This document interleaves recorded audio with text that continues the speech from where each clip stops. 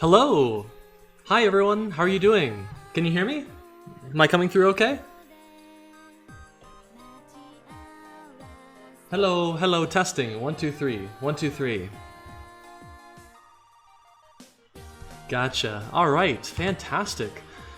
Oh, congratulations. You've just finished your P3 Alpha? I know it was kind of another rough week overall, I think, but yeah, this is about the time it really starts to turn around. These final 2 deliverables tend to do very, very well. How is everyone feeling? Are you know, it's my sense that there's a certain amount of fatigue that's building up this semester, and yeah, it's not very ambiguous, is it? How many of you are feeling a little bit fatigued, a little bit ready for the summer? Anyone? It took 2 hours for me to get out of bed. Oof. That's tough. That's tough, I know that feeling. Me, oh definitely, but I'm not in a rush for the summer to be over. Yeah, we don't want summer to end, but it would be very nice if this semester would peace out. Well, the good news is that we're so close, team. We're so close. I'll prove it to you. We can look at our schedule right here. Look at this. Look at this. We are right here today, okay? And we're right in the middle of your P3 beta, and we should be right in the middle of your first kind of marketing video. We'll talk about that in a bit. But we essentially have 1 final playtest and 2 more lectures. That's it. That's it. After today, there's only 2 more lectures. There's essentially only 1.5 weeks left.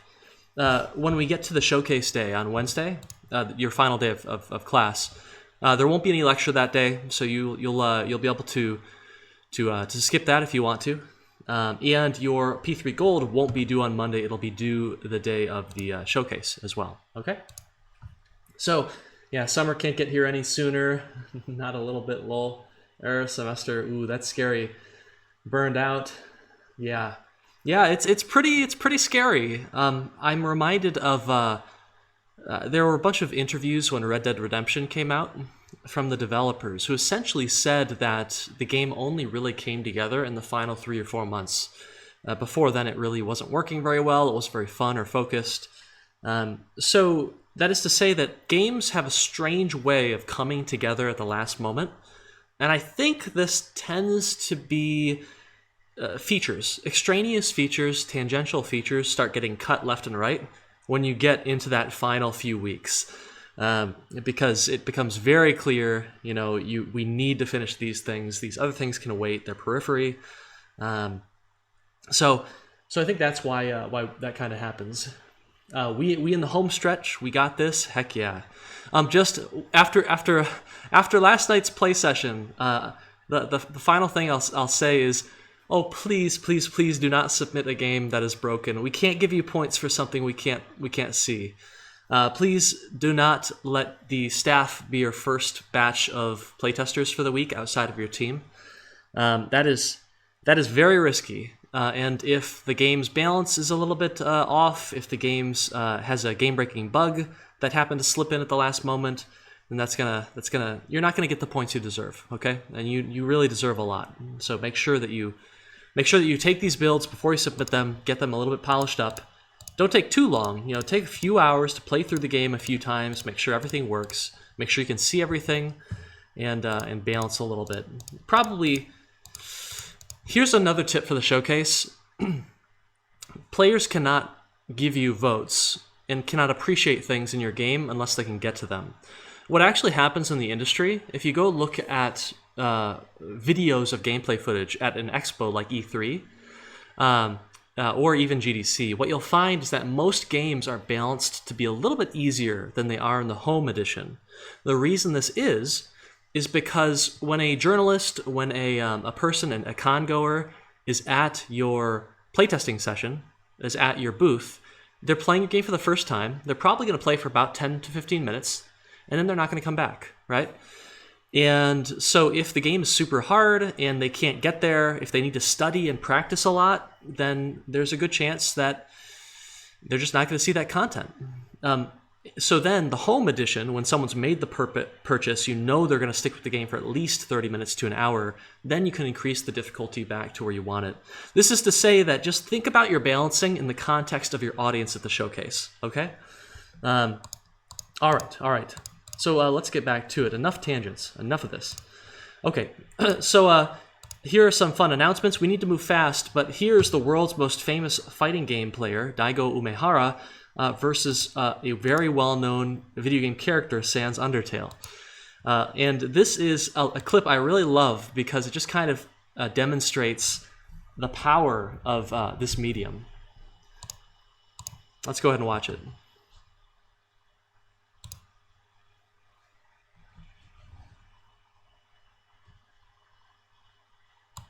Oh, by the way, headphone warning.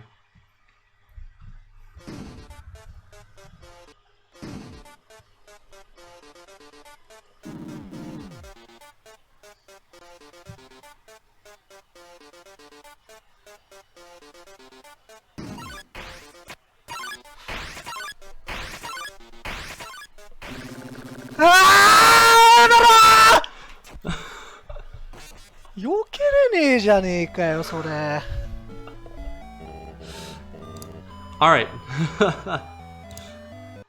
Okay, right? Okay, so that was kind of a funny clip, but the takeaway here is that there's something to be said for a medium that can inspire that level of kind of drama and enthusiasm, right? Daigo's playing, he's extremely focused on the fight, and suddenly all of these enemies start peering in a circle around him. It's just a visceral reaction, right? He perhaps was not even planning to do that. Anyway, yeah. Okay, so can you think of anything else that inspires that level of emotion? You probably can, right? A really good movie or really impactful moments from real life. But it's good company, right? We really do have a lot of power to give our players very special experiences, as you just saw with one of the world's best video game players having that gut reaction come out of him during that fight. Okay, note on rough deliverables, it is not uncommon for games to be in a tough spot even 2 weeks out. We actually see that quite a lot. Many of these teams rally. They put in a really good week, everyone's on point, and it all comes together, and we even see some of those teams win the showcase voting. So that is to say that you should not give up, okay? There's still a lot of points on the board. Even though we only have 2 more deliverables, big deliverables, okay? So let's get that done. This is your weekly a little bit of shilling for the other game dev courses here. If you want to study game dev, by the way, do not register here. That is an old form. Register in the Woodsoft Discord server. Okay, so X55, it's Wolverine Soft Studio. You can get a lot of extra credit. Sorry, not extra credit. You can get course credit for essentially building out a really amazing portfolio piece that can then help you get a games industry job. If you are interested in working in games, which I'll be honest with you, tends to be a lot more relaxed, in my opinion, than even this course, then you'll want to consider X55 Wolverine Soft Studio. You've got your EECS499 option, which is kind of the independent research course where you get to study a game dev topic of your choice in depth. We meet once a week, and it's fairly relaxed. Showcase advertising has begun in earnest. We have a Facebook event. I think we're ahead of the game this time. We got like 40 or 50 people who've registered to come, and that usually they're way more, like times 10, the people that actually come. So there's going to be a lot of people at this showcase team, and I'm really, really excited for you. Anyway, please share the Facebook event with your friends and family. Do not let one of the coolest moments. I can't say what other cool moments you've had, but it's going to be a cool moment for you, and you really want your friends and family to partake in that. Okay? They will appreciate it, and it feels good to have your game have an impact on people. So this week, the Elements of Professionalism Guide has now become a rubric criterion. If you look in your rubric for the P3 beta, you should find a professionalism criterion right here.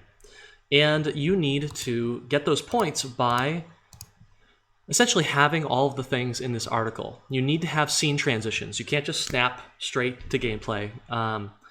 And blah, blah, blah, blah, blah, blah, blah, blah. You need scene transitions. A lot of your games have that. If you have a 2D game, you're really going to want to go for parallax and depth. If you have a camera, you really want it to smoothly follow the player and smoothly move around. You want to make sure you don't have any camera jitter. And this, I think there's a video in here that will kind of explain why and how to deal with this. Yeah, right here. There's a video showing you how to deal with this, and there's a Unity package demonstrating the solution. Color palettes can be very, very helpful, and you're going to want to have audio and sound effects, okay? If you can get these things in, you're going to get those points. Okay. All right, actually, there's even some, the course repository has some scene transition example code that you could use if you want to. Okay, let's talk about the assignments that I've released. One of them is the P3 marketing draft. This is a 45-second video that your team must produce. It cannot exceed 45 seconds in length, and it needs to have a few things. It needs to have a title card, okay? It needs to begin with a title card that shows the name of your game and the people who worked on it. And this means everyone who contributed to it.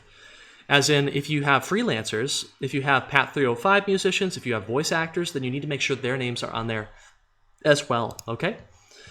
Your trailer must have an actual voiceover that essentially says the pitch of your game, right? Super Mario Brothers is a 2D action platformer in which you must scour this fantastical mushroom world looking for power-ups, blah, blah, blah, blah, blah, blah, blah, right? So you need to have some sort of voiceover that narrates the pitch, and then your trailer must end with that same title card that you started with, okay? It cannot exceed 45 seconds in length, and it's a pretty good time. We'll talk about what you need and tips for how to produce this in just a sec. Your P3 beta, it is the penultimate deliverable for this semester. Your next deliverable after this will be the P3 Gold. Now, typically during a beta phase, the dev team is trying not to add any new content to the game. I know that some teams will be doing that, but you're trying not to add any new content to the game because you're trying to take what's there and you are trying to make it polished. You're trying to make it work the way that it should. Now, you've probably heard us say this phrase a few times in your video feedback for your deliverables, but it usually takes a week to get something into the game and then a week to make it good. And so this is partly why when you get to P3 beta, when you're really close to release, you generally don't want to add new stuff, okay? Sometimes teams will add new bosses, they'll add a little bit of a climax, some narrative elements, but you generally want to be polishing up and juicifying stuff and balancing so that players just have a good time reliably. And anyway, that's going to come down to a lot of playtesting. You should have your friends playing the game, you should have your family playing the game, you should be watching them over Discord if you can, so you can see how it goes. You can see what they get frustrated by, if they get confused by anything. You're really kind of sandpapering the rough edges of your product so that you're just trying to increase the rate that players have a really good experience. Not every player will enjoy your game, but you want to make that rate as high as possible if you can, okay? Okay, you have a dev blog submission that is going to be on IndieDB again and TigSource.com. If you're wondering where itch.io is going to be where you submit your P3 Gold, okay? And we're going to have some requirements on what that itch.io page needs to be, okay? It needs to have GIFs, it needs to have the trailer up there, and it needs to look the part, okay? Not like a low-effort, quick page, okay? All right. So I think that's just about it. Let's go and talk about your most interesting assignment this week, P3 Marketing Draft. So you're going to be making a trailer, and as far as making a trailer, some of you probably haven't done this very much. How many of you have made trailers or video? Do any of you have video production knowledge? Is that typical among senior engineering students? Certainly, I don't think it was when I was an undergrad. Yeah? Jelly Kid has some knowledge. So there are a lot of really great tools out there that can make your life easier on this assignment, and I encourage you to use them. If you can get into the Duderstat Center Or maybe the DuderStat Center allows you to download some of these programs. You've got Final Cut Pro, you've got Adobe Premiere, you've got a lot of extremely high quality software that can help you produce these trailers quickly. For recording, you have OBS, right? You can use OBS to record footage. You want to make sure that you get footage at a high frame rate.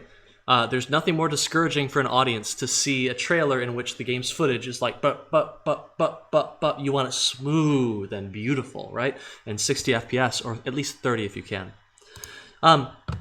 There's a Handbrake. Handbrake is a really cool piece of software, open source, that allows you to convert between a ton of different file formats. For video editing, if you can't get access to Final Cut Pro or Adobe Premiere, DaVinci Resolve and OpenShot are two really high quality and freely accessible kind of video editing solutions. For audio, you might want to go find tracks on opengameart.org, freesound.org. There are a lot of great tracks that can give your video a certain emotion. So think about what emotion would work best for your game, and then find those tracks, something that fits the bill, and then experiment with throwing it into your video. Okay.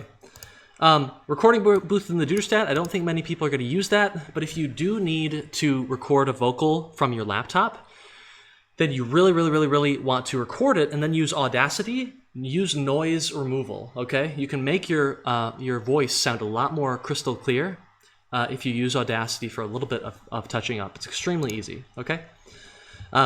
What makes a good trailer? What should actually be in your trailer? Well, you want to essentially have your trailer in 3 sections, right? And because, 45 seconds in total length, 15 seconds, 15 seconds, 15 seconds could work. You generally want to hook the audience, right? Do something weird. Don't just start rolling, footage and explaining what your game is. Do something funky, okay? That can be live action, a live action skit for 10 seconds at the beginning. That can be a cool little character appearing in front of the camera, talking to the camera. It could be anything. Do something a little bit out of the ordinary, a little bit strange, because the point is you want to hook and intrigue the audience so they'll keep watching. The middle of your trailer needs to explain what on earth is this product? What is this? Okay, is this a 2D, action adventure game? Is this a 3-dimensional horror or puzzle game? What is this? What mechanics are in the game? You'll be explaining the mechanics. You'll be explaining what the objectives are. You'll be explaining who the characters are, and then finally, at the end of your video, you want to explain why are you special? What is super cool? What is special about your game design and your product? Okay. This could be something like, now that I've explained the mechanics in the middle of the trailer, I'm going to show you a really cool usage of those mechanics. So combining several mechanics to open a door or do something surprising, right? You want to leave your players with the impression that there's something cool and hidden in your game. There's all these cool ways to combine the mechanics, so you better play the game so that you can discover it. Sometimes players will show the final boss at the very end, very briefly, to kind of spook the audience and make them want to know more. But that's essentially the structure that you want to have, and the most successful trailers almost always have this. Let's watch a couple examples of some successful trailers. Hopefully it won't lag too much, yeah, so this first one is called Color Wars. It's a really great trailer. So think, what is the hook? As soon as I start playing this video, what is the hook? And then when do we get to the what section? And then how do we end with the why? Why should you play? Let's go. In Color Wars, you must pass before you can score. Steal the ball. Block your opponents. Clear the path. Outplay the enemy. First to 3 wins the game.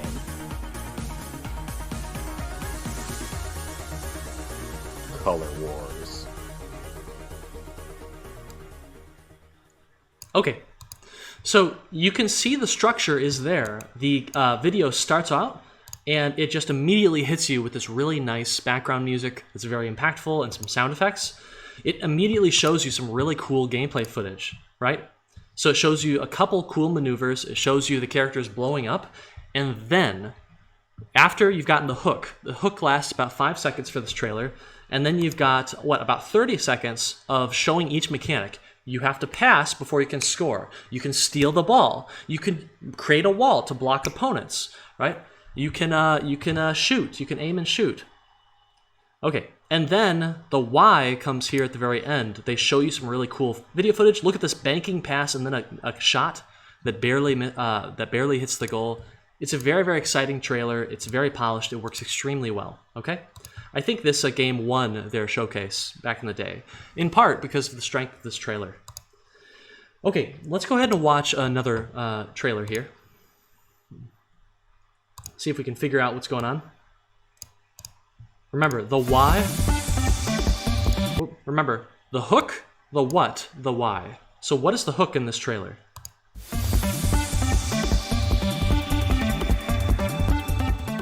Avoid falling to a fiery death while trying to send other players to theirs in this action-packed 4-player, 5-round free-for-all fight for survival. Encircle other players and watch the platform disintegrate underneath them. Try to avoid conflict and play the edge of the map. Collect power-ups to give yourself a tactical advantage. Dodge hazardous obstacles dropped by passing aliens. In a fight to survive, there are no rules. Battle it out and break it down.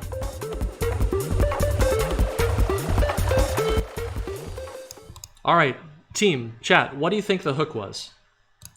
What was the hook in this trailer? What do you think?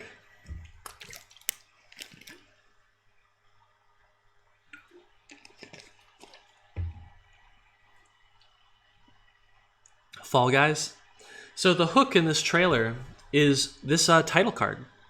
This title card is really, really cool. As soon as the trailer begins, you see all these blocks that are falling, right? Whee! That is a very, very striking image. It also gives you an impression of what the gameplay is going to be like.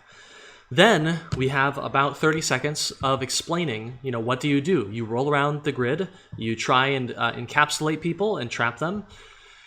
There are power-ups, there are obstacles that fall down, right? So this is the what section. And then at the very end, we get some cool gameplay footage, right? Some exciting footage of someone barely surviving. And then the narrator says, battle it out and break it down, okay? And then we get this cool little title card again. So another very, very good trailer. Let's go ahead and watch probably one more.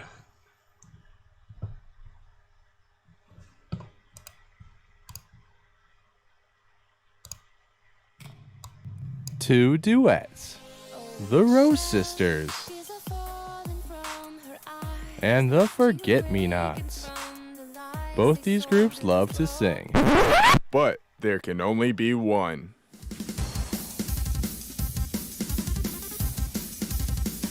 Play as dueling duets and collect spotlight to light up your stage.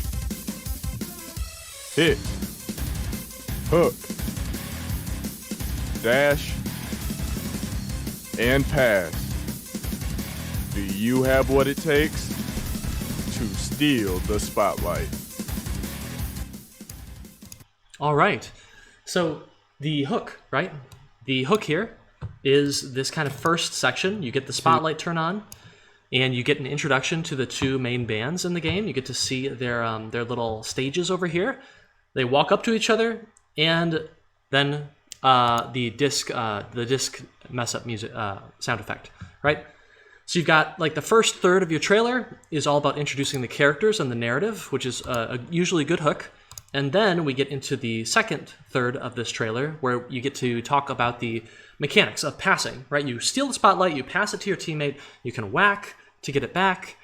And as the Y, we've got this really cool little outro where the bands are flying at each other, very anime, and then the final title card, okay? So very, very cool trailer. Okay, so are you, do you kind of get it, chat? Do you kind of understand what we're going for? You try and hook the audience. You need to hook the audience with something strange or unique, because otherwise they won't listen to your drier kind of second part of your trailer, which is the important part, right? What is this game? Why should I play it, right? And then at the end, you want to prove that your game is special. It's really unique. There's something super cool here.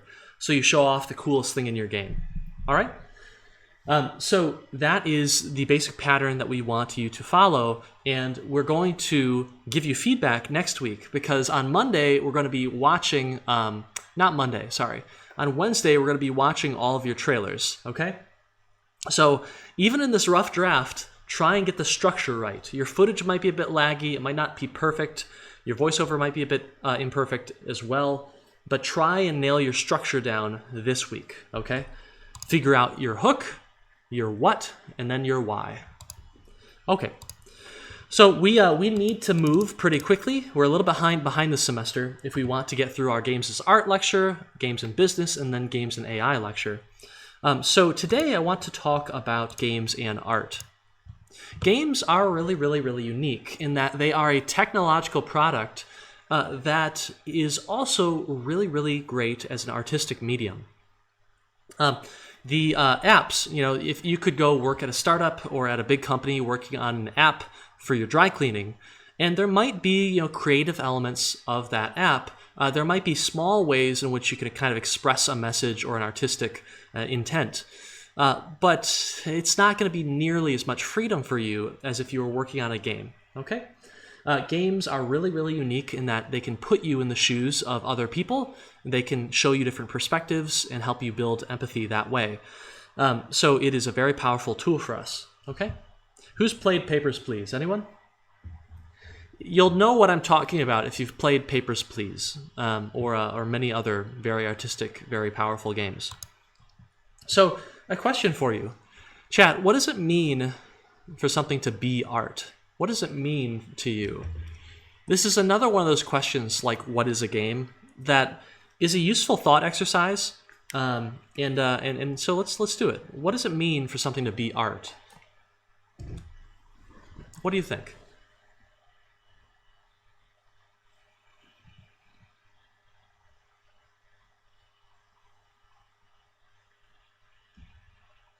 Let's go, chat. We're not going to get the Games and AI lecture at the end of the semester if we don't speed up. What does it mean for something to be art or artistic?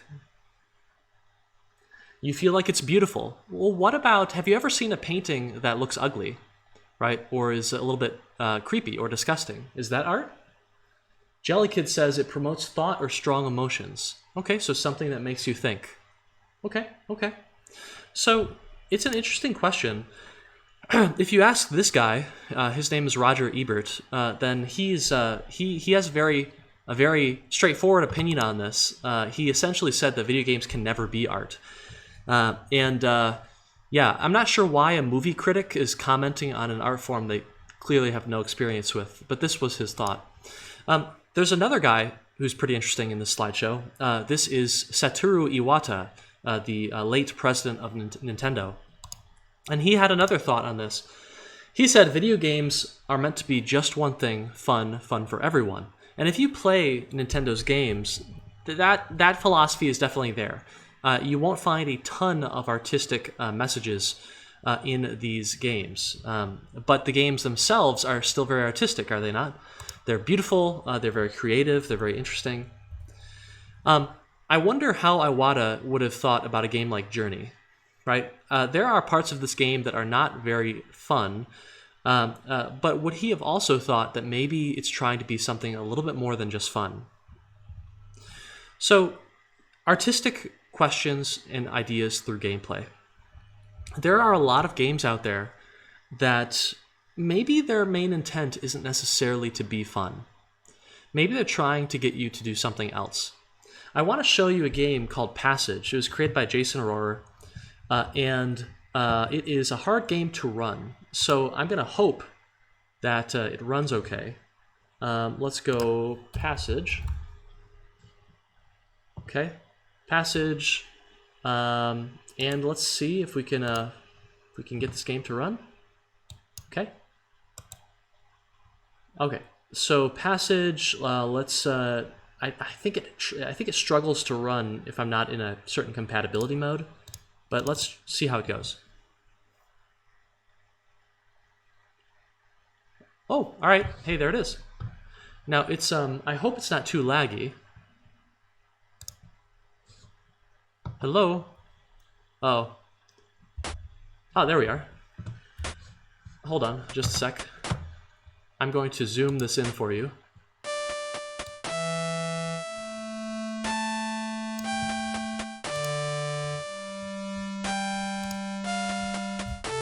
Okay, here we go.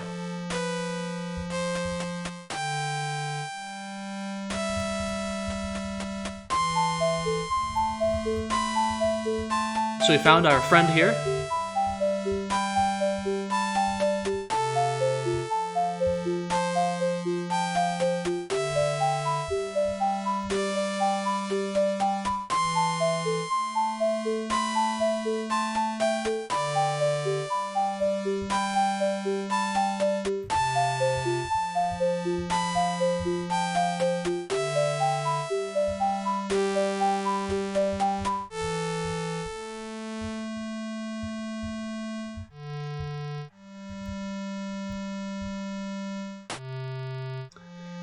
So it seems that up near the top it's pretty easy to progress to the right. But if we go down below, it gets a little bit more cluttered and harder to move.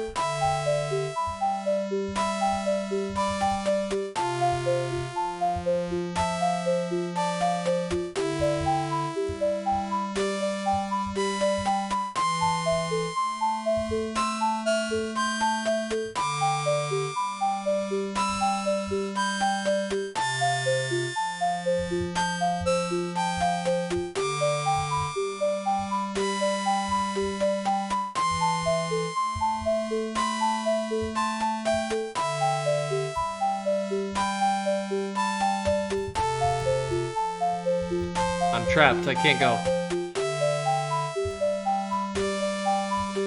Chat, do you notice anything about the characters?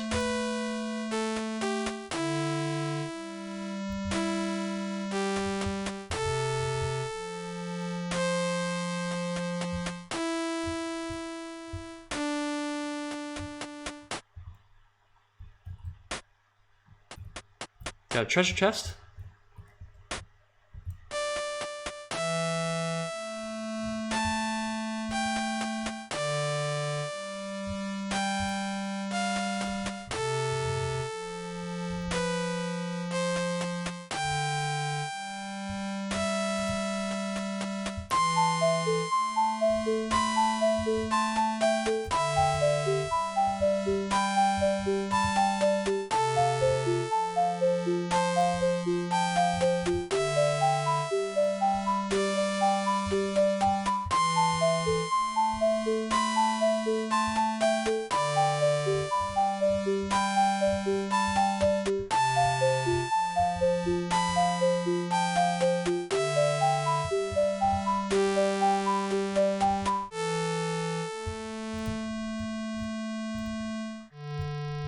Oh, open up the treasure chest, come on.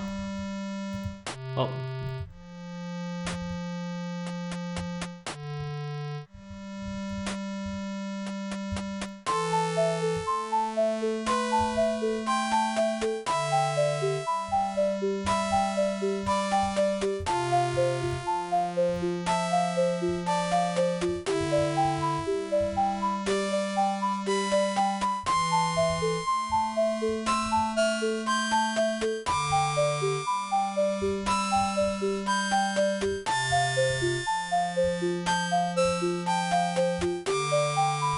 Oh, dead end.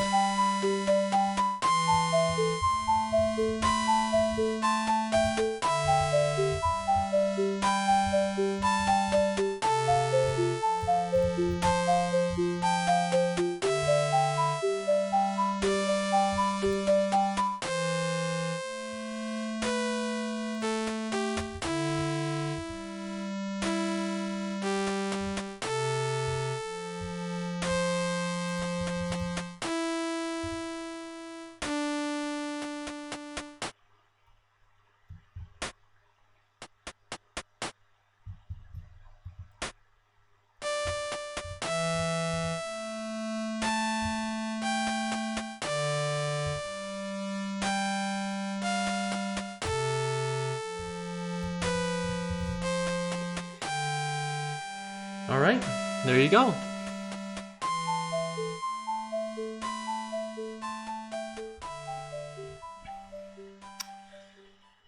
Okay, so my question, chat. Does this look like a very fun game?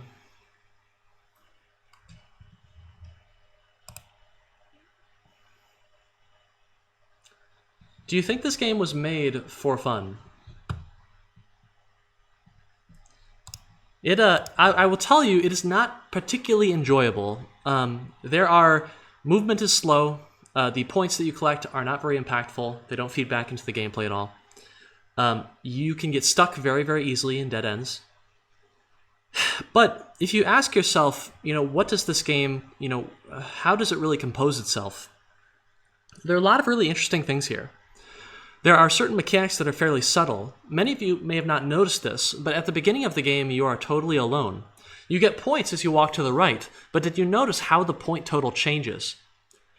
If you are alone and you walk to the right, you get 1 point. However, if you walk to the right and you have a friend with you, then you get 2 points per step in the right direction. Okay? If you go downward, you start to run into a lot of obstacles that can get you into dead ends and can trap you. But you will never find any treasure chests up at the top where it's very easy to progress. Right? So you kind of get to choose whether you want to go into the weeds here and potentially earn a lot of rewards, but potentially a lot of frustrations, or you can kind of coast at the top if you really want to. Did you notice how a lot of the treasure chests we couldn't quite get to, a lot of the passages that we couldn't quite get through on, down below, if we weren't in a pair, I might have been able to squeeze through them, right? If I didn't have a family, maybe I could have squeezed through some of those difficult passages down below and gotten to a lot more treasure. But every step would have been a little bit less valuable, wouldn't it? You probably noticed that the characters are aging as you walk to the right. And you probably noticed that when your friend dies, you lose about half your speed. You get hunched over and it's not a great time for you. Interestingly, this doesn't happen if you don't meet your friend. You continue your full speed up until your death. I think you can get a little bit further. So this is to say that there are a lot of interesting mechanics in this game, and whereas they don't necessarily make the game fun, they don't necessarily seem like they were put there to be fun. A lot of them seem they were put there to be kind of a metaphor for life, right? And the decisions that you have to make during your life that can have a big impact.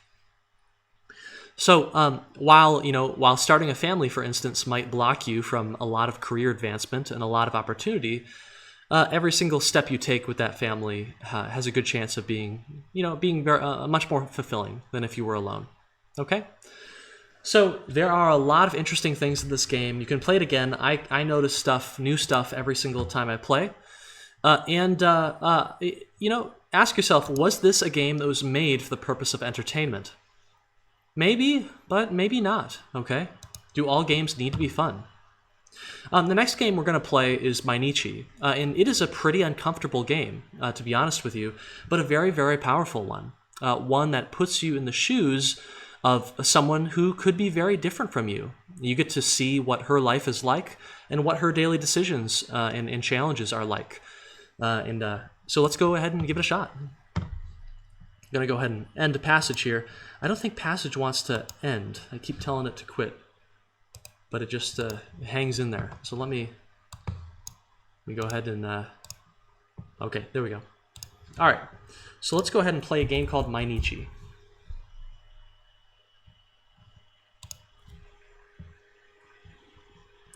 Okay, here's the game. Hopefully you can hear it. Let me know if you can't, team. And hopefully you'll be able to see it okay. Hopefully it doesn't go full screen.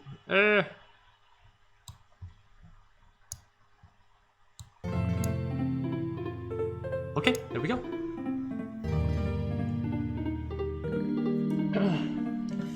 Ishwar says I need to zoom out again. I don't think so. Here we go. Mainichi. Looks like I have a couple hours before meeting up for coffee. Probably gotta get started soon. Or I could be lazy and take a nap until then. Tempting. I should try being more positive today. I should bathe before getting dressed. Okay, let's go ahead and get that done.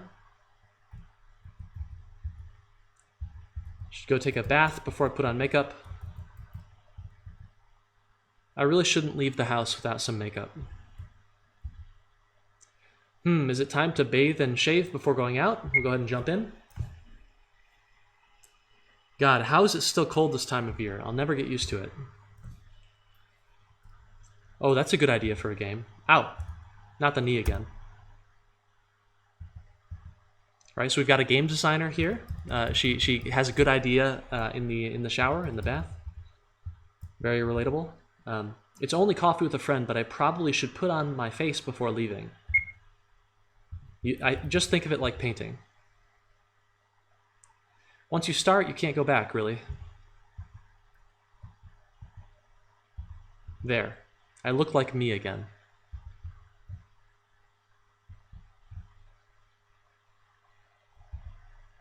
Maybe I should put on something extra nice. I'm just seeing a friend. Shouldn't go through all this fuss just to hang out.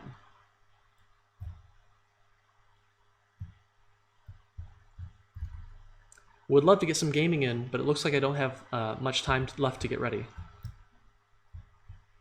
Pretty sure I have some food in the fridge.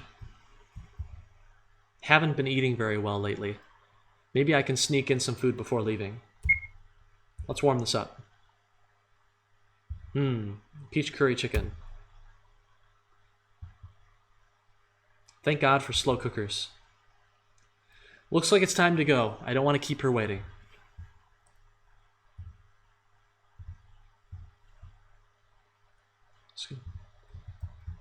Okay, so we're headed to the coffee shop. Okay.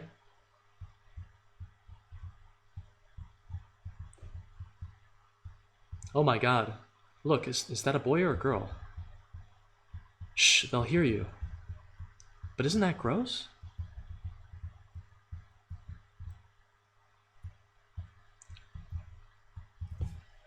What's up, pretty? Hey, slow down. I want to talk to you. Holy shit, you're a man. Fuck. So let's get out of here. That's someone's son. Did you see it? Watch out for that man. Let's get out of here. Okay, we've made it to the coffee shop. Okay. Hey, Maddie. I'm over here. Hey there, hun. Do you mind getting me coffee while I finish this call? You know my favorite. Hello there. Can I get something started for you? May I please have a hazelnut latte and chai? No problem. Paying with cash or card today? We'll pay with card. Here you go. Thank you very much, Miss... Mr. Bryce? Your drink will be at the other end.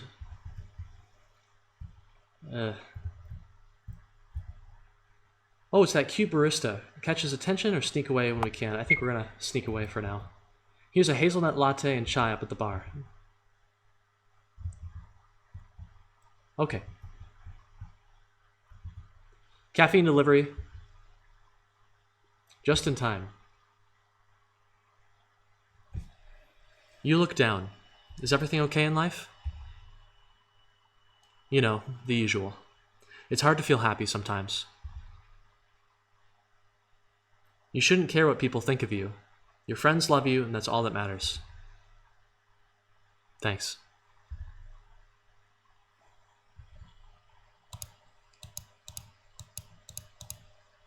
And that's by Nietzsche. The game then loops, and you can actually make different choices that kind of change the interactions that you have on your way to and then within the coffee shop. It's a painful game to play, right? It's very uncomfortable. But Maddie Bryce, the creator of this game and the main character of this game, is a transgender woman who's living in San Francisco, and she made this game because she had a hard time describing what her daily life was like to her friends. And you can kind of get a feel like that at the end of the game there. Your friend is saying, hey, you shouldn't care about what other people think. Your friends love you. That's all that matters. And Maddie says, thanks. It's easy to say that, but when you have to live this every single day, it's hard. It's really, really hard. And so this is an interesting game that puts you in the shoes of someone who may not be like you and may not face faces different challenges. And the game was meant to build empathy and allow you to step into someone else's shoes. And as uncomfortable as this game is, I don't think anyone would describe this game as fun. But it is very, very powerful, okay, in helping us build up some empathy for people who aren't in our situation, okay? All right. So very, very powerful game. So let's go ahead. I want to show you another game that is also very artistic, and I want to go ahead and zoom out here so you can see it. The next game is one that if you haven't heard of Passage and Mainichi, then there's a very good chance that you've heard of a game called The Stanley Parable. Has anyone heard of The Stanley Parable? The Stanley Parable was a game made by Davey Wreden, and I worked with his brother. I beat him a few times in Smash Brothers at Electronic Arts, Doug Wreden. I think he's with Blizzard now.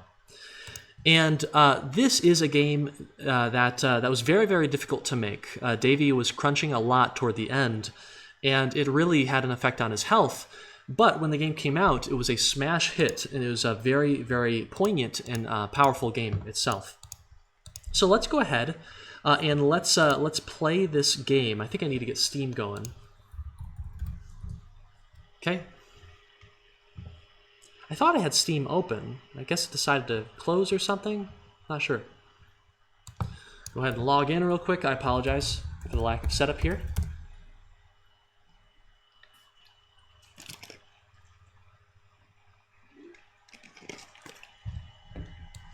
Okay. Hey, The Sims 4. I know that game. They're still selling that game. I wonder when they're going to release Sims 5.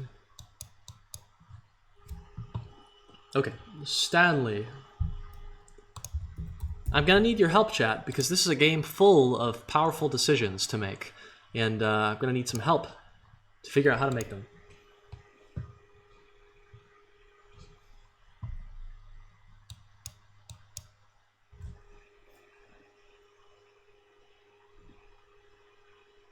Hopefully the game doesn't lag too much. We'll see, we'll see.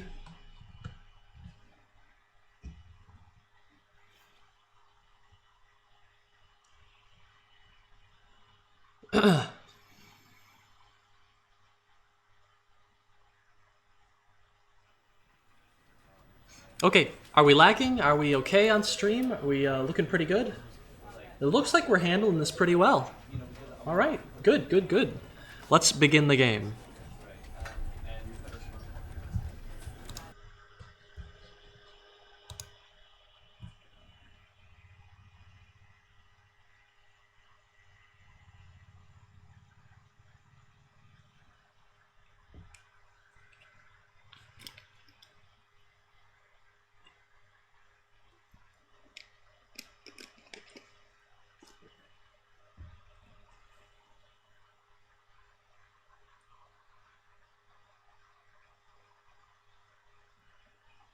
Well, this is taking its time, isn't it?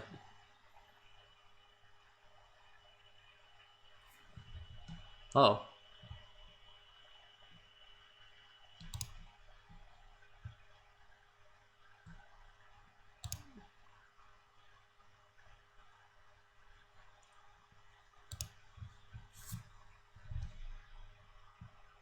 Oh boy.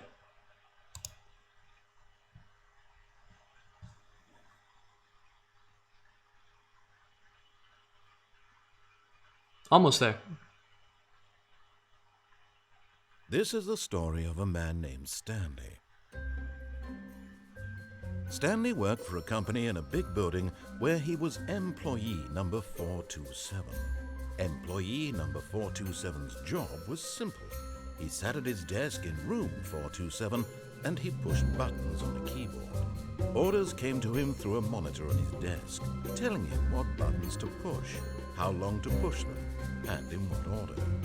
This is what employee 427 did every day of every month of every year. And although others might have considered it soul-rending, Stanley relished every moment that the orders came in, as though he had been made exactly for this job. And Stanley was happy. And then one day, something very peculiar happened. Something that would forever change Stanley. Something he would never quite forget. He had been at his desk for nearly an hour when he realized that not one single order had arrived on the monitor for him to follow. No one had showed up to give him instructions, call a meeting, or even say hi. Never in all his years at the company had this happened, this complete isolation. Something was very clearly wrong. Shocked, frozen solid, Stanley found himself unable to move for the longest time. But as he came to his wits and regained his senses, he got up from his desk and stepped out of his office.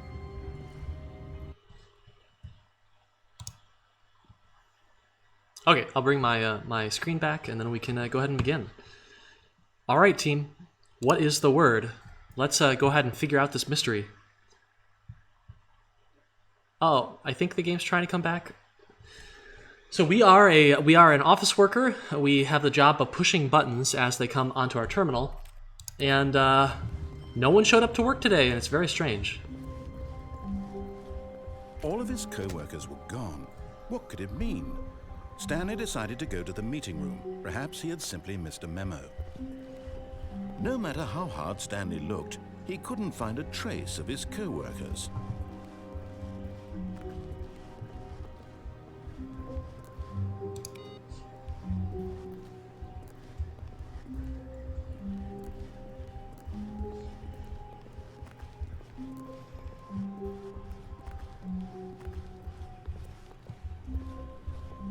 When Stanley came to a set of 2 open doors, he entered the door on his left. All right, chat. Where are we going? Are we going left or right?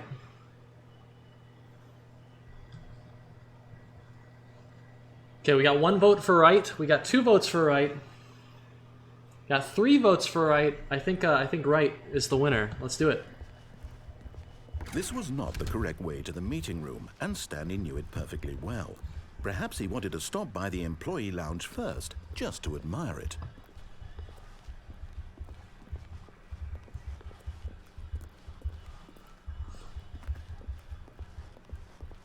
Ah, yes, truly a room worth admiring. It had really been worth the detour after all, just to spend a few moments here in this immaculate, beautifully constructed room. Stanley simply stood here, drinking it all in.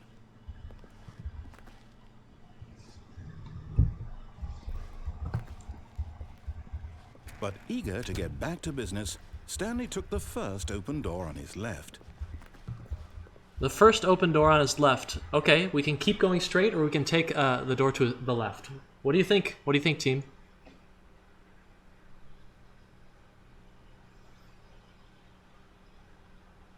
So we got 1 right, we got left, we got to keep going, so we got 2 rights, we got 3 straights, we got a ton of straights here. Let's go.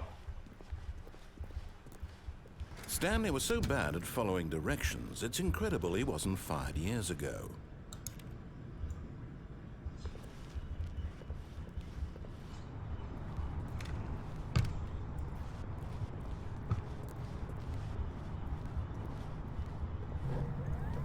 Look, Stanley, I think perhaps we've gotten off on the wrong foot here.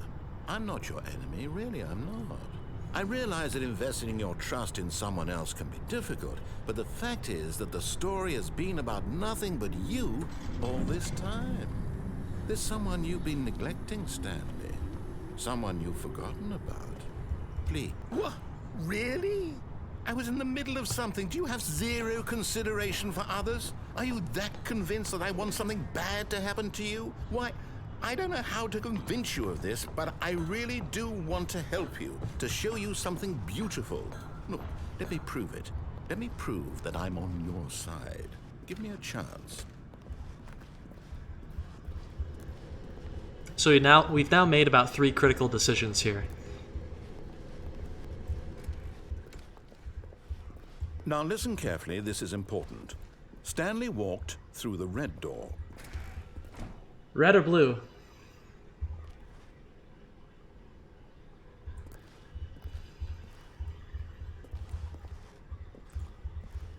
Red door and blue. Blue?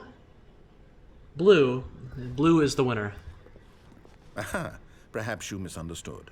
Stanley walked through the red door. More blues, more blues. Okay, more blues. I still don't think we're communicating properly. Stanley walked through the red door. Red or blue? Blue, blue, blue? Alright. All right, fine, go ahead, Stanley.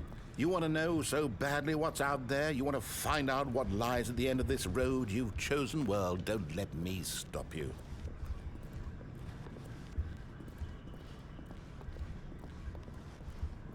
You see?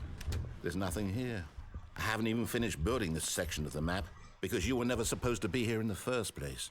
Broken rooms, exposed developer textures. Is this what you had wanted?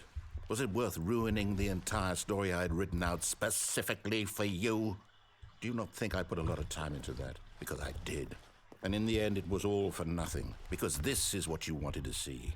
Help me here, Stanley. Help elucidate these strange and unknowable desires of yours. What would have made this game better? What did you want to see? Vehicles? Skill trees? Work with me. You've given me absolutely nothing so far.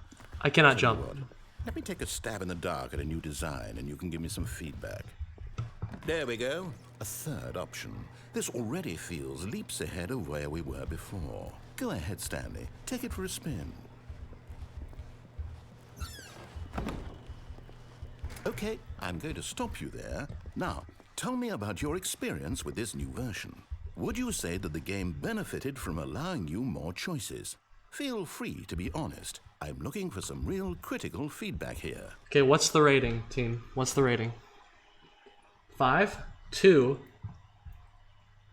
3. It seems like we're getting an average of 3. Oh, of course. A 3. Really? Maybe next time we can get you to form an actual opinion, you know? Any level of critical thinking or engagement with your surroundings. Does that sound good? Think we can do that? Yes? Wonderful. Here, based on the data from your previous playthrough, I've compiled a new version. And to be perfectly candid, I think I've knocked it out of the park with this one. Let's take a look. Okay. Now, would you say that competitive leaderboard helped you feel motivated to keep walking through doors? I missed it. Honest answers, please. I missed the leaderboard. What is this?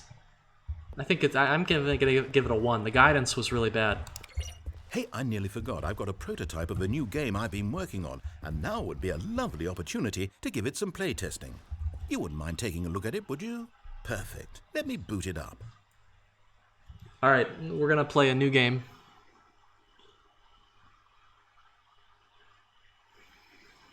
In this game, the baby crawls left towards danger. You click the button to move him back to the right, and if he reaches the fire, you fail. It's a very meaningful game, all about the desperation and tedium of endlessly confronting the demands of family life. I think the art world will really take notice. But of course, the message of the game only becomes clear once you've been playing it for about 4 hours. So why don't you give it 4 hours of play to make sure it's effective? Be sure to keep notes on your experience.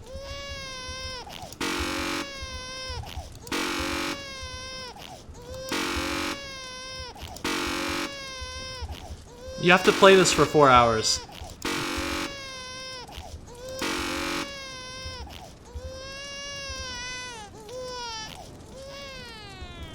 You heartless bastard. Did you do it because you hate babies or purely to spite me? Because if it's the latter, well, I don't know what to do. I'm completely out of ideas. I can't think of a single thing that might improve the experience for me. I'm not even going to try. I'm out, I'm done. It's over. Thank you for playing. Your input was extremely valuable. Oh, hey, since my game was so awful, why don't we play someone else's game, just to ease the pain? Let's see. What do we have here?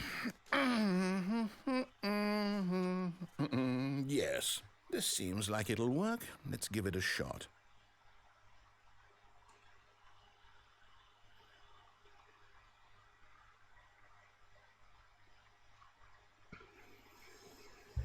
Well, Stanley, is this any better? At last, the one thing you've always desired. A game I had absolutely nothing to do with. But is it enough? Tell me that, Stanley. Will it ever be enough? Well, I'll say this. I'm done making things for you. From now on, I will only create to fulfill a greater artistic purpose. Watch this, Stanley. I'm going to build a house.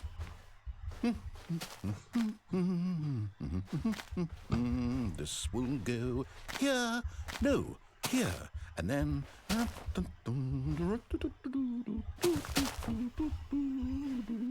Let's see, what does it need? Yes, of course, and just to finish it all off, yes, it's complete. I made this, Stanley. Look at it. Gaze upon my work of art and feel ashamed at your own inadequacy. But you've only seen it from the outside. You've only gotten half the experience. Please, step inside and make yourself comfortable. Isn't it grand? Isn't it perfect? It could only be better if... Wait, that's it. We must rebuild it out of diamond. Diamond everything. Yes. Come along, Stanley. We have to go mining.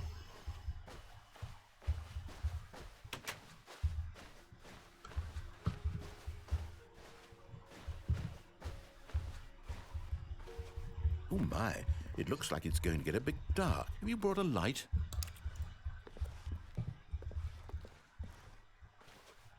Oh, no. This is far more open-ended than I had in mind. I'm looking for something more narrow and linear.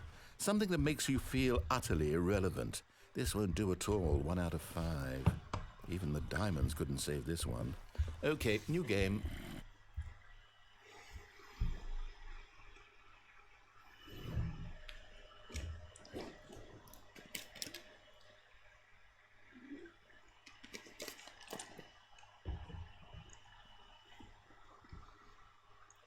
So there are actually quite a few different endings like this one, depending on the choices you make.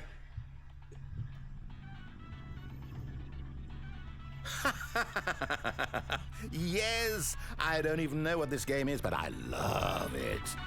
You, trapped in a glass box with no way out, listening to me talk. Oh, it's inspired. I couldn't have done it any better myself. What is this game even supposed to be? I can't figure it out. Okay, now I'm curious. Let's go find out what the hell this is.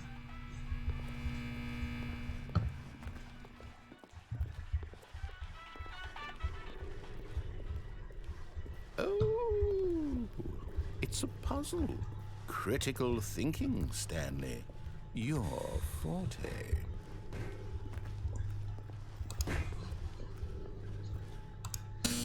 Genius. No, actually, you know what? I think that's plenty. I really don't care much to see you stumble through any more of these games, and I highly doubt you're any wiser for the experience. Which is why, rather than continue to waste my time, I'm just going to leave you here. You can pretend you've beaten the game if it makes it any richer for you, but as for me...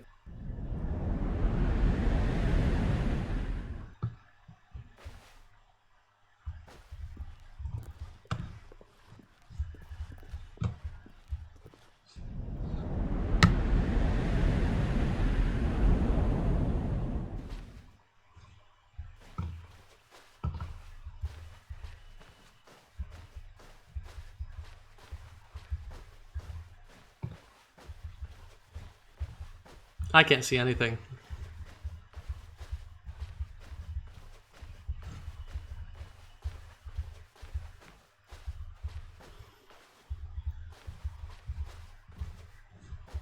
Look at that. There are 2 doors.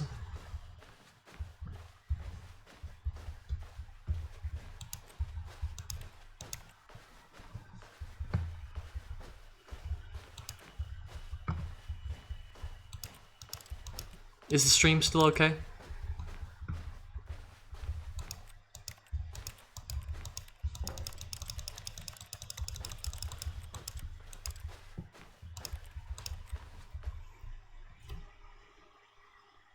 I wonder what he found. If what he wanted was to be the leading man in his own story, well, perhaps he's gotten it. Down in wherever he is right now. I wonder if he's happy with his choice. And if he's learned the heavy cost that comes with it. He'll understand soon what I was trying to tell him. He needs me. Someone who will wrap everything up at the end, to make sense out of the chaos and the fear and the confusion. That's who I am. That is what I mean to this world. Oh, yes. Yes, I'll be back. There's no other way. Once this ends, after it all comes to a close, then I'll be back. The end will be here soon. Very soon. I can wait.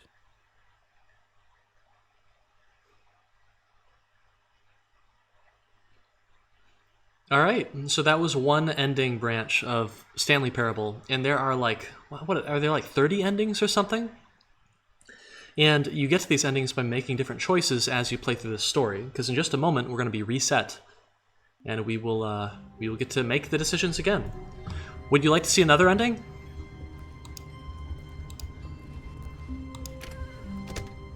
But Stanley simply couldn't handle the pressure. What if he had to make a decision? What if a crucial outcome fell under his responsibility? He had never been trained for that. No. This couldn't go any way except badly. The thing to do now, Stanley thought to himself, is to wait. Nothing will hurt me.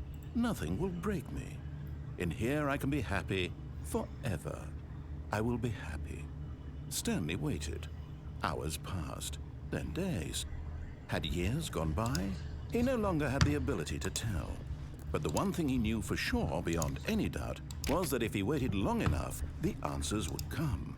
Eventually, someday, they would arrive. Soon, very soon now, this will end. He will be spoken to. He will be told what to do. Now it's just a little bit closer. Now it's even closer. Here it comes. Okay, so that's the second ending. Okay, I think you got the gist of it. Let's go ahead and conclude here.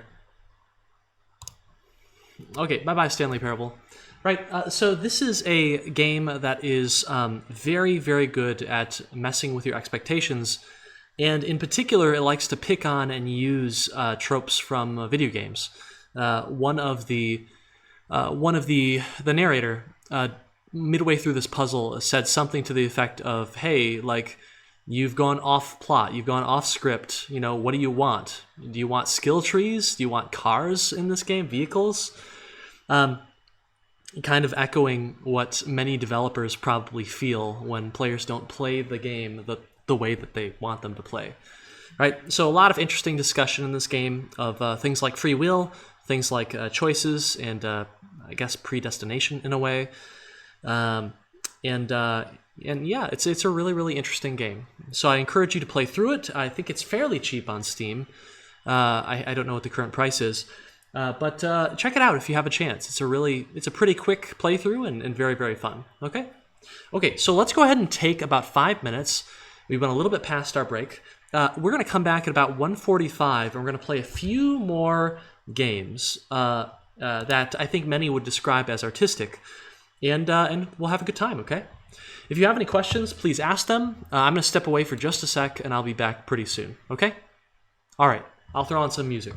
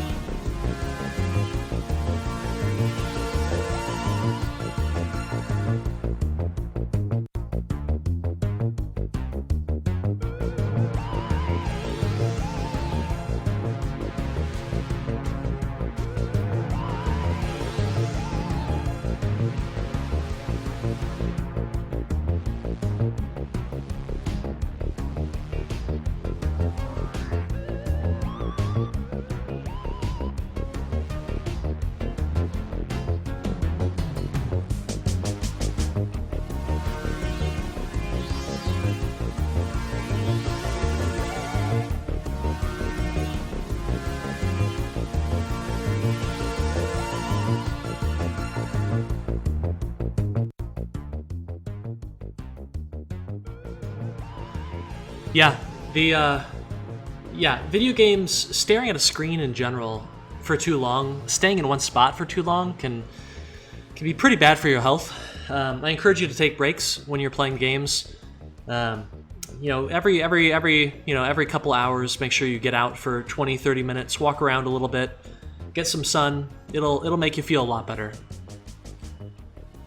I will tell you, it's not very fun sitting here for 4 hours straight and lecturing into a computer. Not my favorite.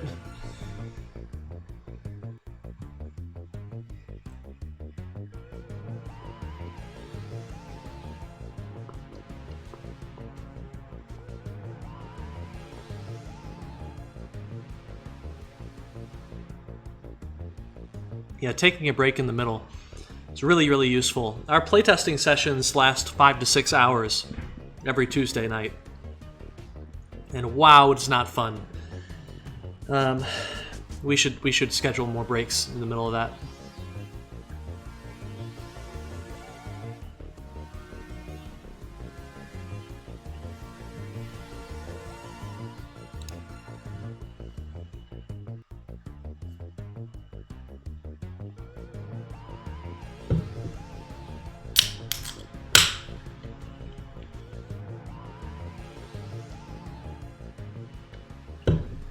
What's everyone drinking? I got a banana, and I got a Zevia tea. It's raspberry sweetened black tea.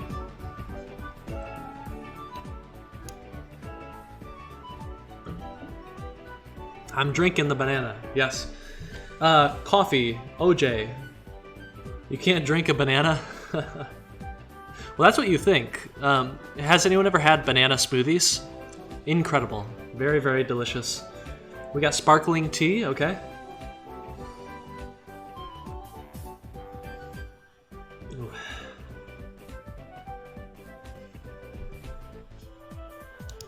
Okay, we'll be back in about 2 minutes. We'll get started again. I love banana smoothies. Heck yeah. Banana Eclair. Perfect name. Coca-Cola, okay.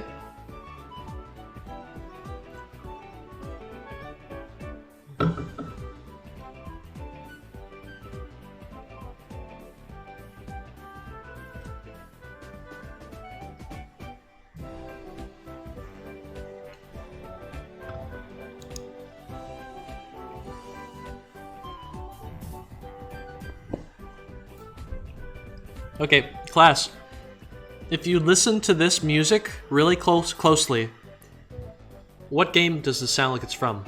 What franchise?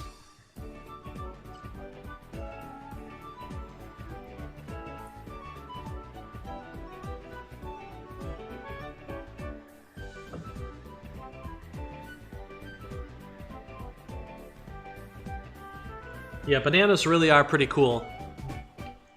One of my favorite features is they're just so amazingly easy to hold. Right? Other fruit, when you eat them, they can get a little bit messy, but this is just perfect, right? I mean, this you probably couldn't have designed it better.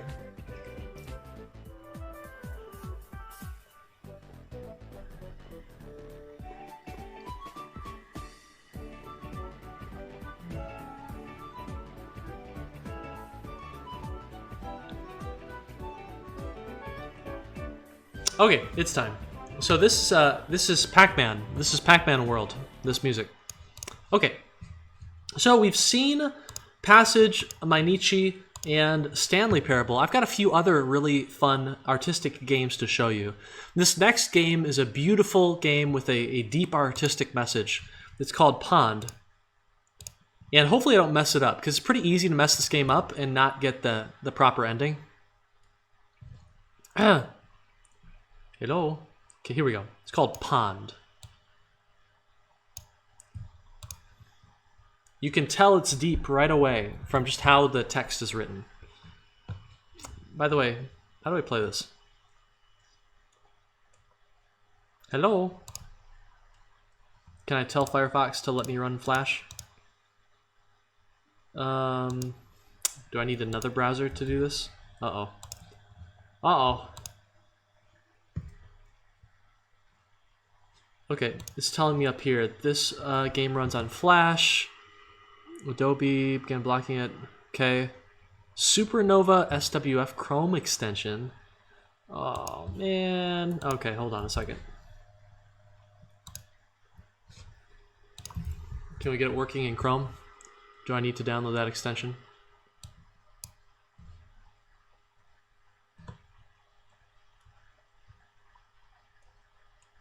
Ah! Rip. Okay, hold on a second. Blah, blah, blah, blah, blah, blah, blah, blah, blah. Okay, da. Install. Oh, wow, that has 2 stars. Okay, look at this. This has 2 stars out of 179, okay? So, yeah, we're not gonna do that. However, I have a backup. Let's go ahead and watch the YouTube video.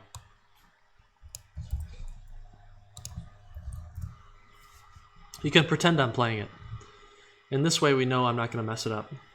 So this is a game called Pond. It has an extremely deep artistic message, just breathtaking in its elegance and simplicity. Here is the game.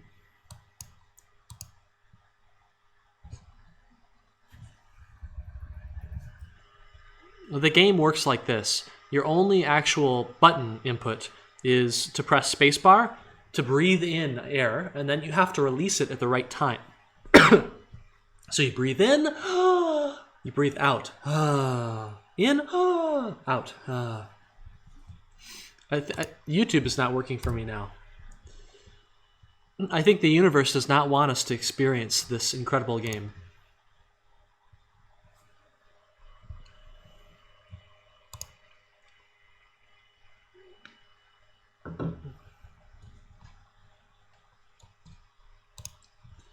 Okay, oh my gosh, I think this is a Flash game too.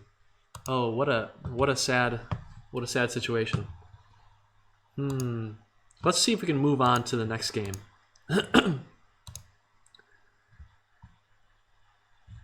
Can your pet? Oh no!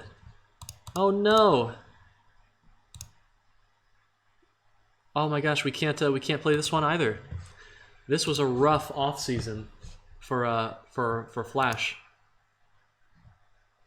and YouTube, I guess. It's just not. Okay, can I get any video on it? Hello, everyone. This is Running on Empty. Food review. Okay, so that's working. So can we get Pond game? Oh my goodness. Can we get Can Your Pet? Okay, so let's find one that doesn't have any commentary. Here we go. So here's a video.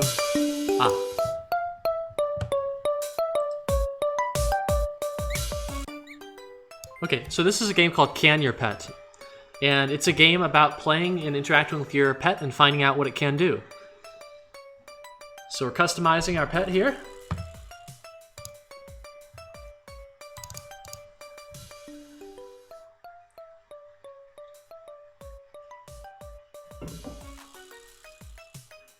Oh, we give it a little scarf, little tie. Oh, little belly button. Give it some tiny eyeglasses. Ha. Oh.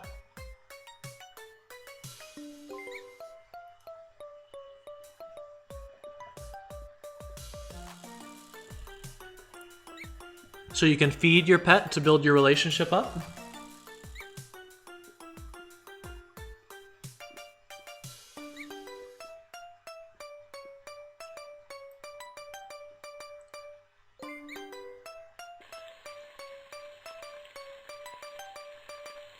We can give our little pet a bath. Aw, so cute.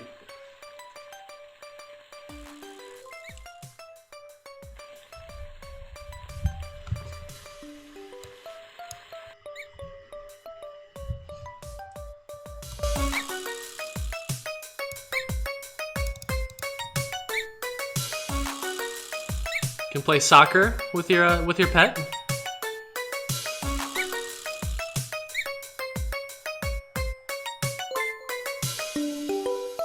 Little bicycle icon down there. Maybe we can take our pet on a bike ride.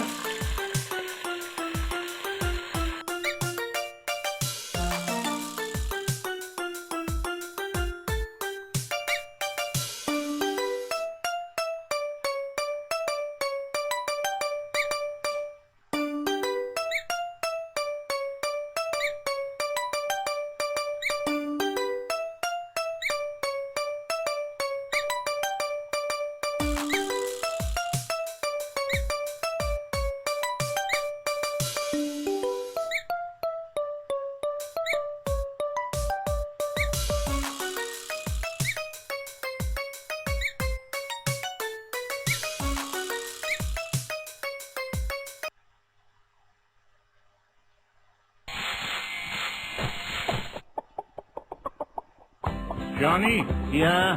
When was the first time you heard a naughty word? First time I heard a naughty word was when I was a child. I heard it from the chickens. Me granny, she went wild. Me granny says, now Johnny, the chickens they don't curse. Big horses I to granny, 'twas the chickens said it first. Fuck, fuck, fuck, fuck, fuck, fuck, fuck, ah. Fuck, fuck, fuck, fuck, fuck, fuck, ah. Now this is chicken talk. Fuck, fuck, fuck, fuck, fuck, fuck, fuck, ah. And this is what they say when the chickens they do lay. Fuck, fuck, fuck, fuck, fuck, fuck, fuck, ah. Fuck, fuck, fuck, fuck, fuck, fuck, ah. Then up the yard me granny came and lets an awful shout. She says to me, now Johnny, shut that effing chicken's mouth. I ran the chicken up the yard, across and all around, and yet... Well, that probably wasn't what you were expecting now, was it? You don't have to worry. You don't have to think very hard to discover what the author was probably trying to do with this game. But wow, is it a powerful situation here at the end? They designed the game to get you very attached to your pet, and then they, by the way, you eat this thing. So okay, so that's that's not great. Okay, very cool. But there's another video I want to show you. Let's see if we can get Pond to work. Pond game.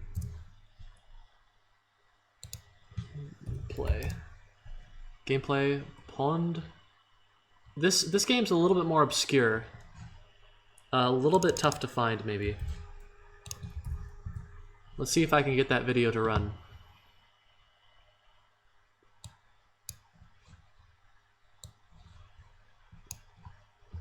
Okay, so it's a serene game. It's all about breathing in and out at the right time. So it's kind of a rhythm game in a way.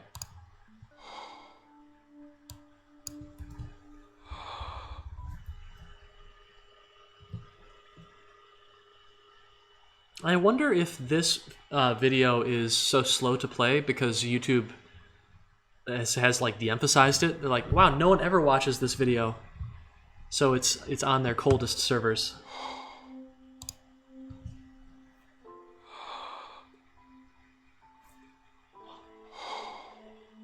So you breathe in, you hold spacebar to breathe in those dots.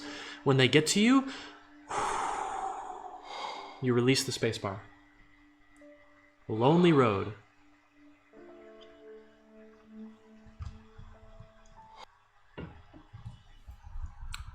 These interruptions are taking away from the artistic beauty of this game. Yeah, I'm all 2014 views. Maybe.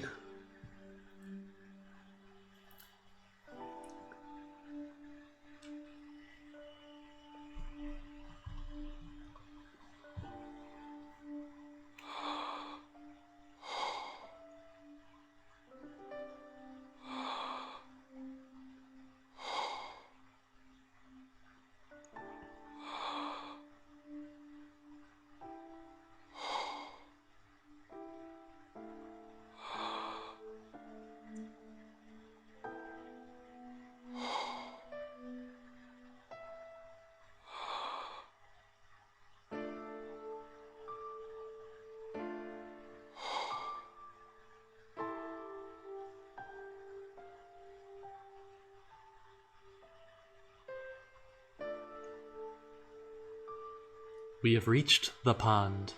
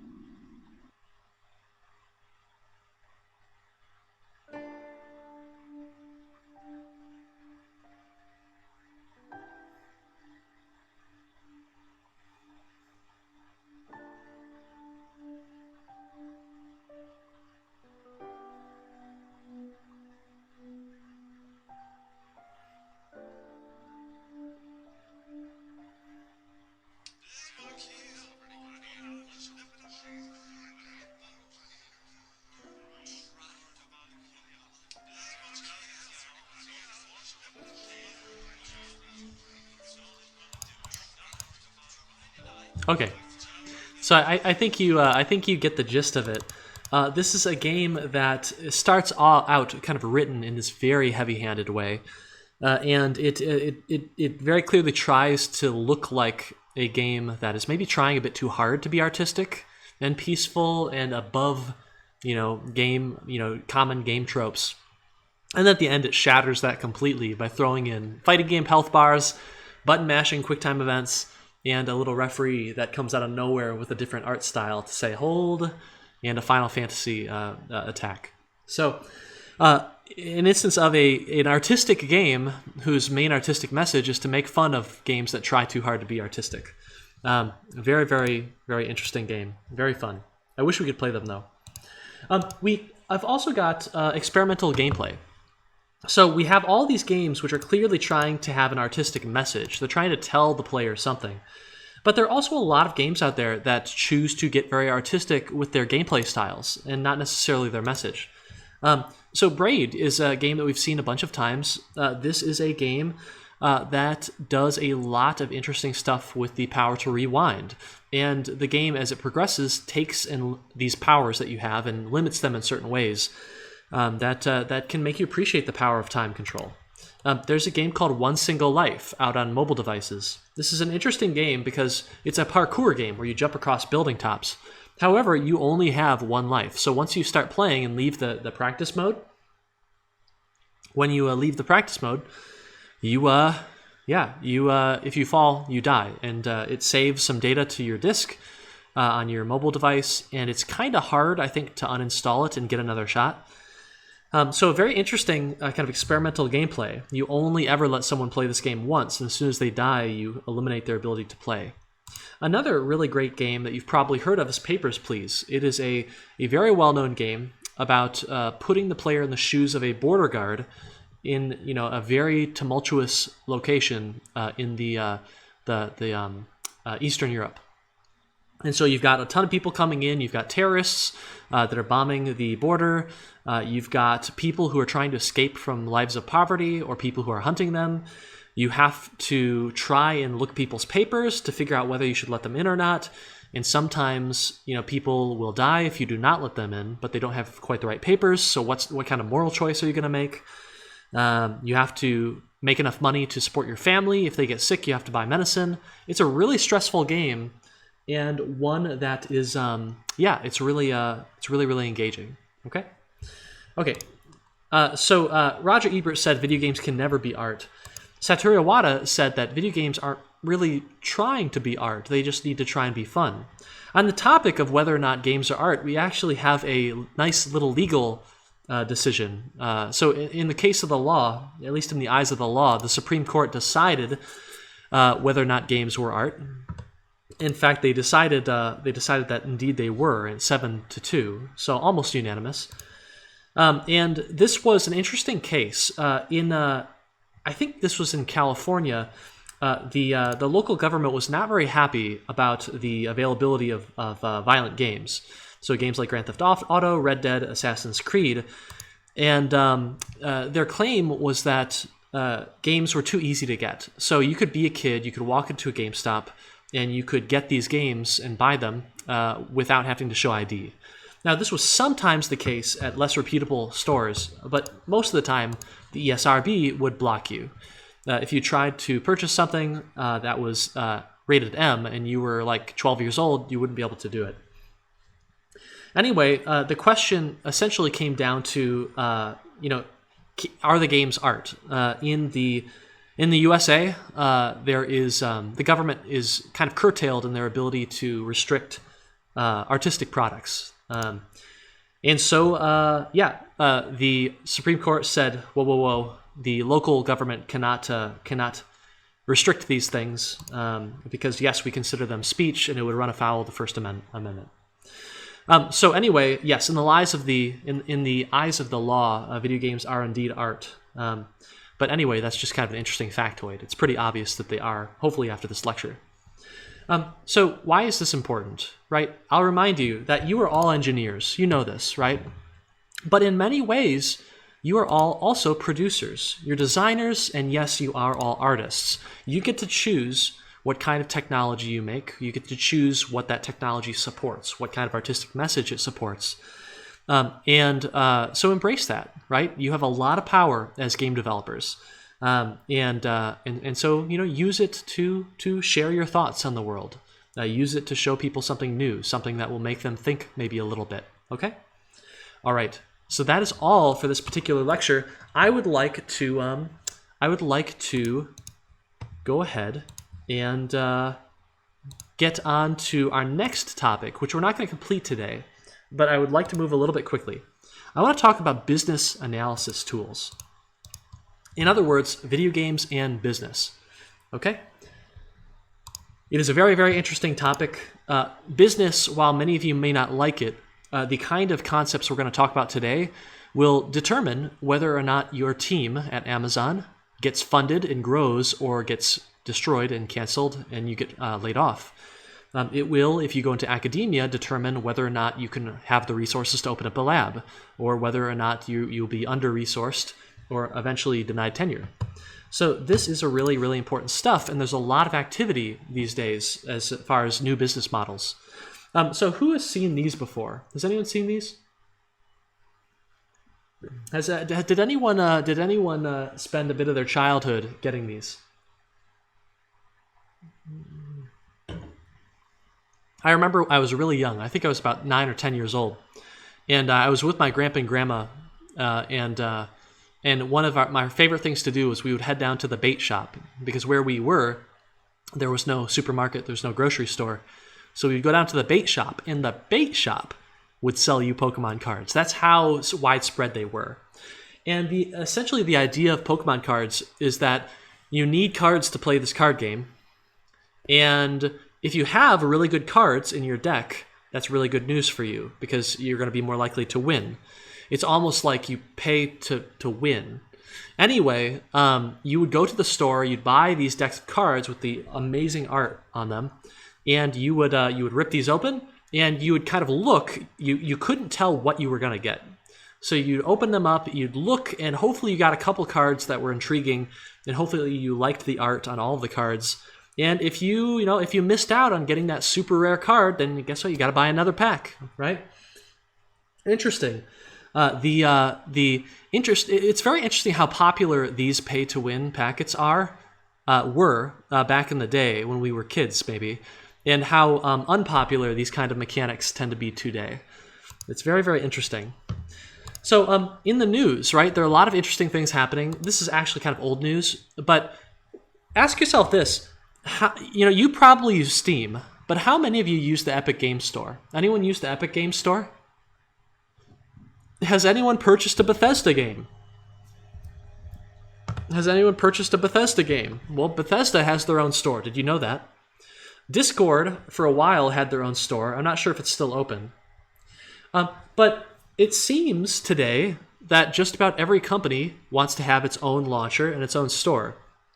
If you download a Stardock game, Stardock being like 20 minutes away in Plymouth, if you try and play one of their games, you'll double-click the game icon, but it won't launch the game. It'll launch the Stardock launcher, which will show you your game and the fact that you've bought it, and it'll allow you to launch that game, but it'll also show you all the Stardock games that you haven't bought.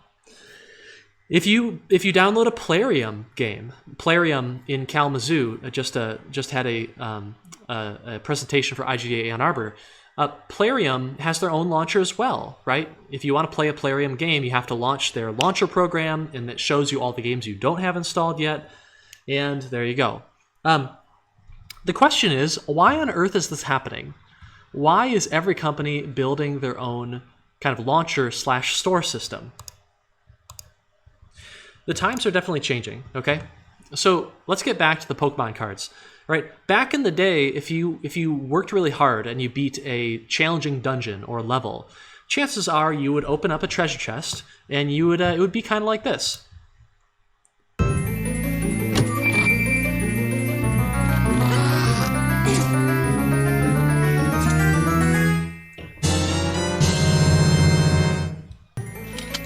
Right, ba ba ba ba, and it was kind of interesting. You would get an item. And that item was always predictable, what you'd get. And that item would, help you immediately progress through the game. These days, getting a chest often looks like this. Hey guys, it's Bro You Whack, and welcome to what is going to be the second biggest loot box any more happier. So it's not even 120, it's 121 because we got a free loot box. So let's get it opening. We're on the PC here because I don't have any of the skins, or really any skins at all on PC, and we don't even begin with any kind. So you open up this loot box. It's no longer a treasure chest, I guess. And you get a voice line, 2 voice lines. You get this thing, whatever it is, credits, and you get a spray paint. Just like Pokemon cards, hopefully you like something in here. If not, well, hey, they're kind of cheap, these loot boxes, so why not buy another, right? I mean, we get, Winston, Farrah? Yes, guys. No. If you're wondering what the items are, you can go look at my last video or last year's video. Okay, so you got more spray paints, you've got a character skin, so that's pretty cool, and you got another spray paint, so there you go. And so, here's an interesting question for you. What is the difference between this and Pokemon cards back in the day? Pokemon card packs. These are loot boxes that you can earn through gameplay, but many players will actually buy these to get to the rewards sooner. You can't really get certain rewards, at least I don't think. Some games don't allow you to buy the rewards directly. You need to buy loot boxes, and if you don't get the thing that you want, then you have to keep buying. A lot of people do not like these. A lot of them people see it as kind of pay to win or kind of hiding content. You pay $40 for the game, and then you have to pay more and more and more, a potentially almost unlimited amount of money to get the things that you want. Let's see here. Here's the great example right down here. This is the Star Wars Battlefront 2 loot box system, I believe. And this made a lot of news. These are loot boxes. What do? they provide a sense of pride and accomplishment, of course. This is the most downvoted Reddit post in history. It was made by the Electronic Arts community team, my former employer, and they, it was about the topic of loot boxes. Someone had asked, hey, I bought this game, why can't I play as Darth Vader? And the answer is, well, you have to get a bunch of loot boxes, right? And the EA team was asked, okay, why do I have to buy these loot boxes to get these characters that I feel like I already paid for? And the EA team said the intent is to provide players with a sense of pride and accomplishment, when in reality, of course, the heroes are kept behind loot boxes because they want you to pay more money after buying the initial game. So that was pretty impressive. Surprise, surprise. EA Defense of Star Wars Battlefront 2 becomes most downvoted Reddit comment ever. So well done. For the record, EA is easily my favorite employer I've ever worked for. They maybe are they don't always make the pro-consumer choice, but they're pretty darn good to their employees. At least they were on my team. Okay. So loot boxes. I would like to plant a seed in your head. I'm going to show you two different packs of games, okay? Over here we have Overwatch. Over here we have Shadow of War, a Warner Brothers game. And over here we have Battlefront 2, which is an EA game. On the right, we have Sea of Thieves, which is a Microsoft game. We have Horizon Zero Dawn, which is a Sony game. And we have Super Mario Odyssey, which is a Nintendo game, okay? And I would like to say over here on the left, these games have loot boxes. They have a lot of microtransactions. They have a lot of other ways to extract value from the user. Over here on the right, like Super Mario Odyssey doesn't have any paid DLC. It's all free. It doesn't have any microtransactions, to my knowledge. And I don't think Horizon or Sea of Thieves does either. Maybe Sea of Thieves does. Not sure if someone can confirm. But the question is, why do these games over here have no microtransactions, and the games over here do? Okay? First party over here on the right, third party. Okay? We'll talk about it a little bit later. Let's continue for now. So here's Steam, right? This is Steam. This is the digital distribution service for PC games, but does anyone know what this is?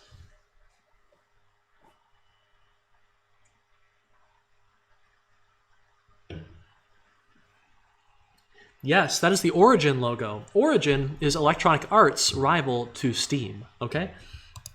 And the question I ask is, why on earth did EA want to create Origin? What was the point? It was expensive to do so, and I think it ended up failing. I think they may have shuttered it since then. But why did they create this, okay? So companies are really big, powerful, and influential players, right? The decisions that they make, what they decide to invest in, makes a big difference for the industry and therefore the people in it. So it's really helpful if we can answer questions about what these companies are doing and why they're doing it. So here's some questions. Why did Lootbox appear? Why did EA create Origin? Why is GameStop currently in free fall? Okay, this was more relevant before the short squeeze of last semester happened, but assume that GameStop's stock is still plummeting, okay? Well, we can answer these questions with two really powerful tools, okay? But they're also very simple. They're called an ecosystem map and a value chain, okay? Now, some of this knowledge is taken from Professor Crumb's fantastic entrepreneurship course. I recommend that I think we're our #1 rated Center for Entrepreneurship. They are fantastic. I encourage you to take courses from the Center for Entrepreneurship if you're bored. And say hi to Professor Crumb for me. He's super, super cool. Ecosystem maps. Does anyone know what this is? Does anyone love their printer? Does anyone just love their printer? You know, you don't have the industrial, enterprise printers anymore because you're probably not on campus. You have to use your own. Use your own home printers. Okay. Does anyone have a home printer? Right? Has anyone had the joy of buying ink for that printer? These printers are extremely interesting. When you sit down to think about them, they're actually extremely complicated pieces of equipment. The job of a printer is actually extremely tough. It needs to take digital information and somehow transcribe them into a physical, real-world medium, right? And this usually means printing them onto paper.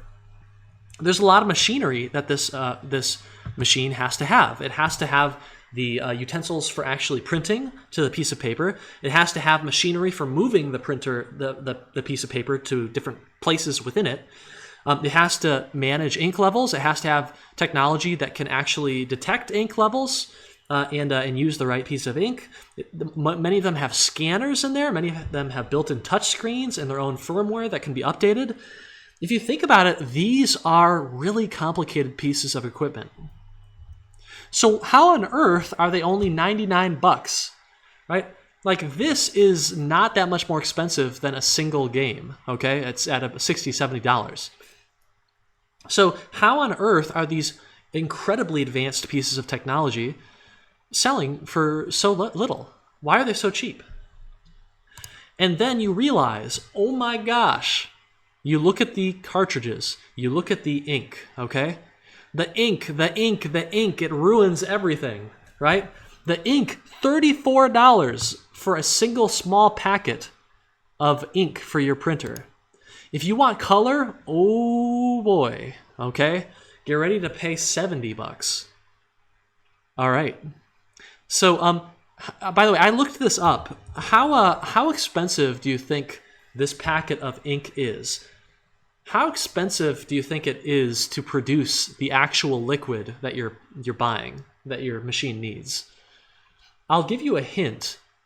The packaging is far more expensive than the actual product inside. So the ink, I've looked it up. I can't remember what source though. The ink inside of this package costs about 3 cents to make. 3 cents. The packaging is dramatically more expensive than the ink, and the shipping, if you have it shipped, is dramatically more expensive than that. Okay, 3 cents to $30. Ooh, that is not good. Okay, and so the question is, why on earth is this the case? Well, here we have an ecosystem map. Okay, an ecosystem map is simply a circle representing a central product, and then all of the other ways that product extracts value from the user, okay? So let's get an example. This Epson Workforce is a product. The user buys the hardware. This contributes $99 to the company. However, if this were the only way for the company to receive money, then they would probably quickly go bankrupt because they are selling these extremely advanced pieces of machinery that probably cost them more like $200 or $300 to make, at like 1/3 of cost, okay? That's not good. They're not going to survive. Okay, well, there's another thing here. Not only do they get value from the hardware, from that sale, but they also make money, recurring revenue from the ink.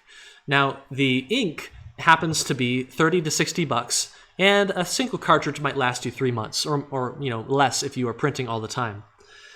What's interesting is that this ink often expires. It has an expiration date. It dries up. So the company, whether or not you use this cartridge, is going to be getting more revenue from you because who knows when you're going to need to print something, okay? Now, you can know this is true, okay? You know this situation is true, that most of their money comes from the ink, right? $30 per 3 months, okay? Because anytime you see some sort of organization or person trying to defeat the ink kind of racket, trying to disrupt this ecosystem map, the companies go nuclear, essentially, to stop it. HP is once again breaking printers with third-party ink cartridges. So these companies will die if the user is allowed to purchase ink for its actual cost. So these companies go to extreme lengths to make sure that you can't use ink that wasn't manufactured and price controlled by them, okay? So this is the ecosystem map they've got going, and yeah, it's a pain in the butt, all right? However, it doesn't always have to be evil. As we'll see, there are other examples of ecosystems that are pretty healthy, but also pretty popular. They're good at getting recurring revenue from customers, but they're also very good at providing some good value to those customers for their price, for their cost, okay? Ecosystem maps, right? Printers are one of the ugliest and most evil versions of this, an example of this. But this is the kind of thing that informs a lot of businesses these days. There are so many businesses out there that don't just want to sell you a product, they want to help support that product over time and get recurring, predictable revenues in that way to make it more likely they're going to survive. Okay? All right, that is pretty much it. I'm going to take a little bit break. We got 2:20 p.m. I'm going to stick around for like 2 or 3 minutes, ask any questions you've got. Otherwise, thank you so much for joining us. We'll go over some more fun topics next week. We're also going to watch your trailers next week, so please don't forget, okay? Invest some serious time into your trailers. You know why? Because at the showcase, not everyone is going to download your game, and not every recruiter you ever talk to is going to download your game. But they can absolutely watch your trailer, and they will, okay? So trailer is one of the most important things in this course, even if it feels a little bit periphery right now, okay? So think about it, invest time in it. Okay. Often teams will actually create their own cheat codes and their own code just to make trailers easier to make. Okay. So all right, let's go ahead and get back over here.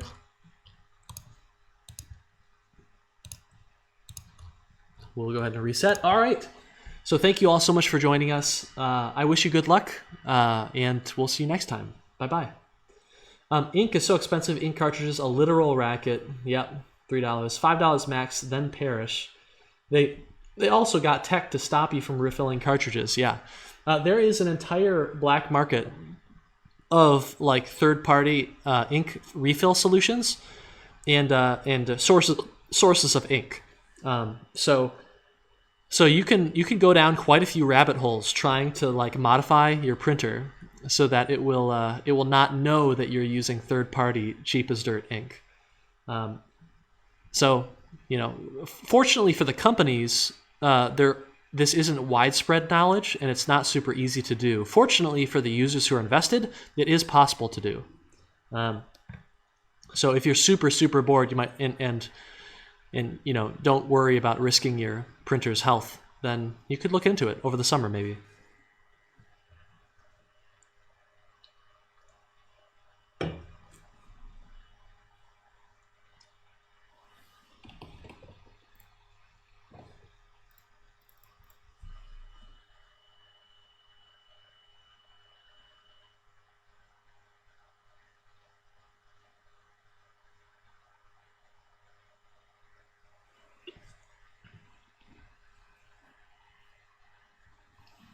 We'll give it another minute or so.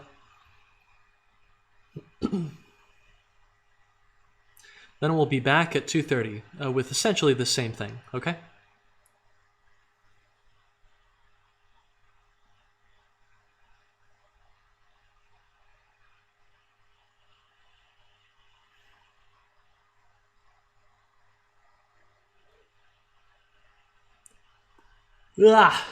Ooh, I'm tired.